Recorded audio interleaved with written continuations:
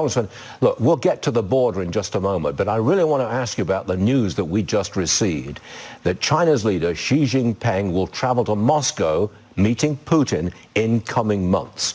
It sounds like they're ganging up against America and Europe, escalating the tension that's already there. What do you think President Biden should do right now?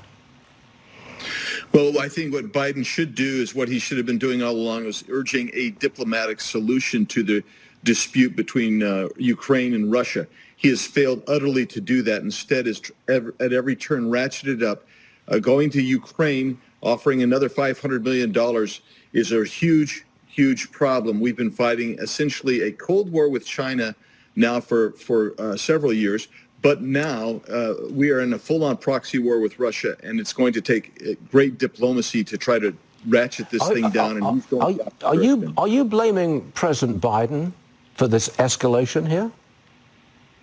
I am blaming President Biden. Absolutely, it's his foreign policy that allowed the Russians to invade in the first place. Now, I also blame Putin.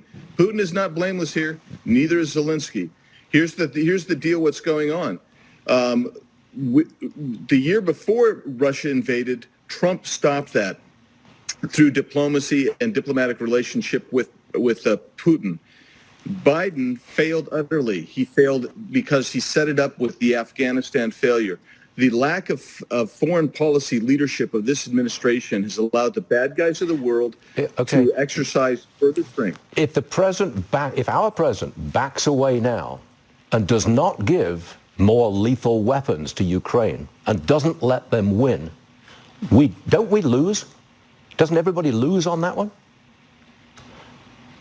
Well, what can you tell me what the win strategy looks like? Nobody can tell me what the win strategy looks like. Oh, I think it has been articulated. You push all Russian troops out of the territory that they've occupied for the last year. That's a win. That's defined as the objective. That's the win. Do you oppose that? Look, that's not going to happen. And here's why it's not going to happen. Why not? This administration is, by the way, Stuart, you're the first person that's articulated that. I've sat in briefings. This administration has not said that that's the goal. They said the goal is to protect the sovereign border of Ukraine. We can't even protect our own border.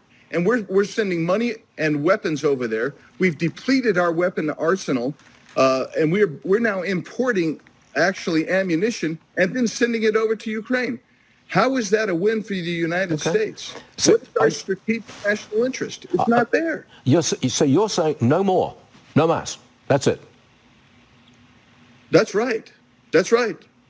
No más.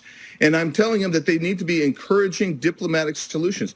This administration has never once said we should try to get these sides to the table and resolve this issue peacefully and ratchet this down. Instead, they're going to ratchet it up, Stuart, and what's going to happen is you're going to see more and more people die through violent means. You're going to see more and more people through privation instead of trying to ratchet this thing down.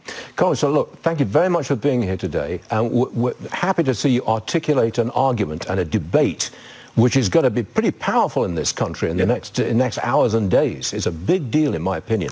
But Congressman Biggs, you went right at it, and we appreciate that. Thank you, sir.